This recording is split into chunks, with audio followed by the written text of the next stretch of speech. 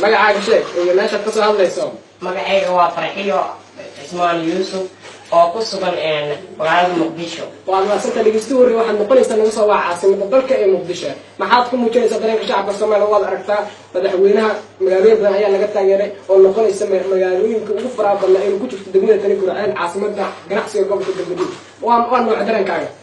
wallaahi dareenkayga horta aniga waxaan dhihi lahay maxaa Cabdullaahi Farmaajo guul uma arki aniga sababtoo ah waxaan jeclahay mudan xasan anshaxa barnaamijka waxaan u hambalyeynayna waa madaxweynaha inaad mucaarad ku noqotana barnaamijkan umaanad soo furan caawa oo barnaamijku waa cusub yahay marka nala ilaahay barnaamijkeeda aniga taageersanay madleyba